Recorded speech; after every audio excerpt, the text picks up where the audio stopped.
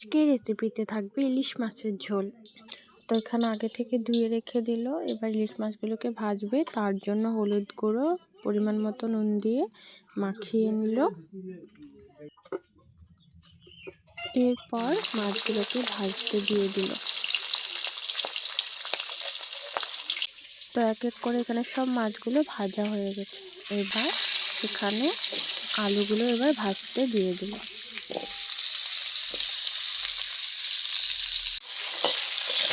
এখানে আলুগুলো ভাজা হয়ে গেছে। এরপর কড়াইটিতে আরো কিছু তেল দিয়ে দিল। তেলটি গরম হয়ে যাওয়ার পর কিছু কাঁচা লঙ্কা আর কালো জিরে দিয়ে দিল।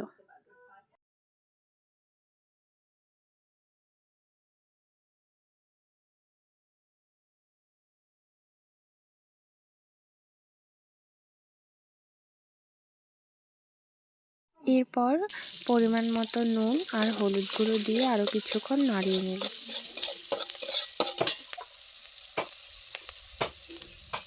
এবার কেটে রাখা বেগুনগুলো এর মধ্যে দিয়ে দিল।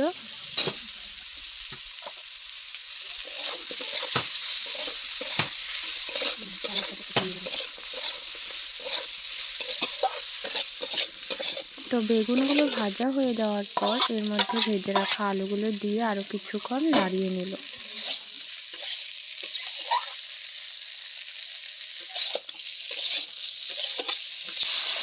এবার পরিমাণ মতো জল দিয়ে দিল। তো জলটি প্রায় ফুটে উঠেছে। এবার ভেজে রাখা মাছের টুকরোগুলো দিয়ে দিল।